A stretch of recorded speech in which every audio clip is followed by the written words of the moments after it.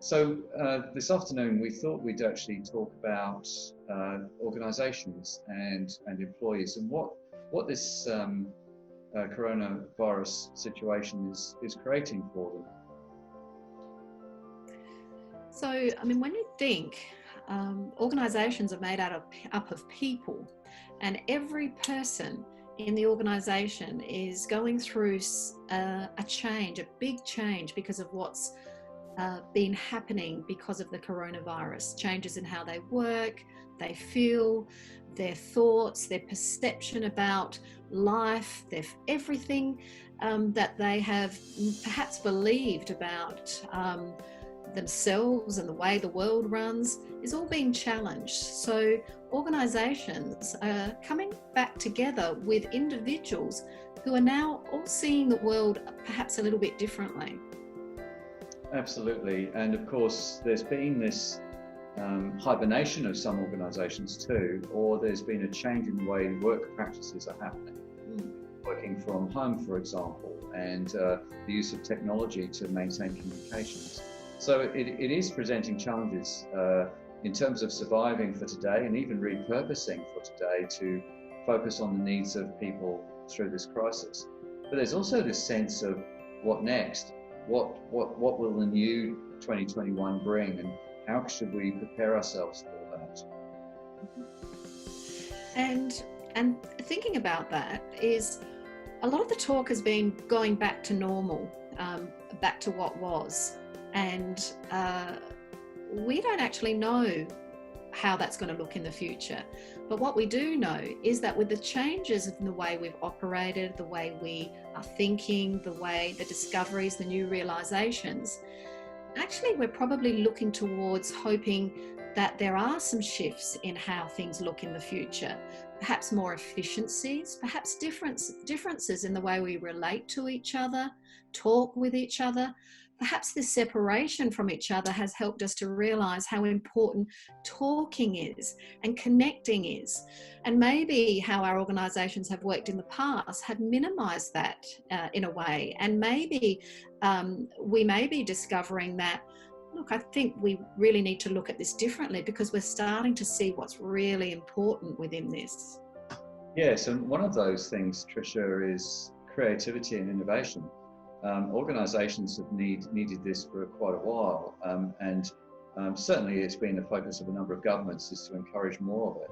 But the real question is how do you harness that within a work environment? And I think many organisations have tried a plethora of different solutions to it, but it's tended to end up still with a focus on inputs, not outputs. Or, for example, work is done between certain times, and that's when people must be creative. Whereas, I don't know what you find, Tricia, but some of my ideas come at 3 o'clock in the morning, for example. So the idea that between 9 and 5 I might have all my ideas probably isn't real. So I think what this is doing is people will have a different view on where they work, and therefore how they can link into the whole collective of the organisation in order to, as you said, draw on the energy of everybody, but also contribute in a very meaningful way.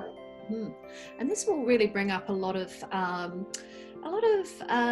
questions for organisations, because perhaps what they've moved away from or have been doing in the past has been very different to that, with the way they've set their systems, their processes, their procedures, the expectation around working practice. And so this throws them into a different situation now, exploring this new unfolding with this old system may not actually work together quite in the same way. And so it may be the time now to explore, how do we do that differently? Well, it's funny you say that because I think we've been working for quite a while on the how for this. We actually talked, probably 6 months ago now, Tricia, about the changing landscape for organisations and their employees, and how better to get that creativity really working, and how to focus more on outcomes than inputs. So not so much worried about what time someone starts or finishes, but how that person contributes and leads with their heart during the day, and how organizations perhaps can be more heart-based in the way they operate. And so one of these areas would be, as you've mentioned, this idea of compliance, because a lot of the focus is complying with legislation, code standards and other requirements, for example, the governance that runs around the organization and how that's done. And of course now, if we have employees working from home or from other locations and wanting to, still meet those minimum requirements, how will that be done in this context? Yeah, so it really now opens up opportunities to start thinking differently, because we can now see that perhaps people can work at home and still achieve those outcomes. And sometimes we may even discover that our outcomes may surpass what we may have done in a more structured way. And so there's real opportunities now. And so, yes, moving away from perhaps a lot of those the very strict controls, to now realizing that in opening up and allowing this bit more freedom with how we operate, and tuning into ourselves a little bit more, and being able to bring our results forward in a way that suits the individuals better, may be a great opportunity for organisations as well.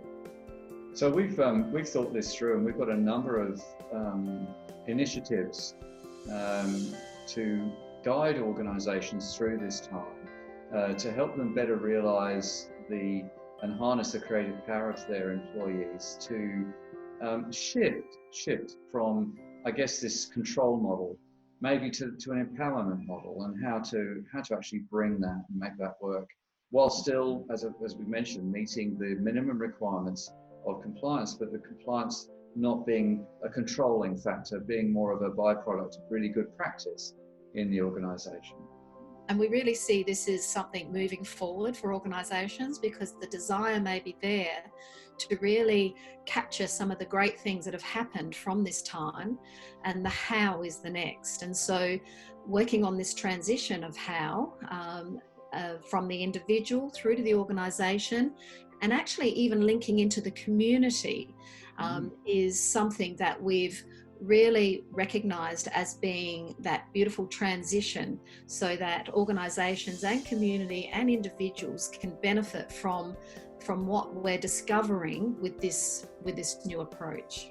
Yeah, so the opportunity here is to become a real-time heart-based organisation, and for everyone within that organisation to be part of that beautiful growth.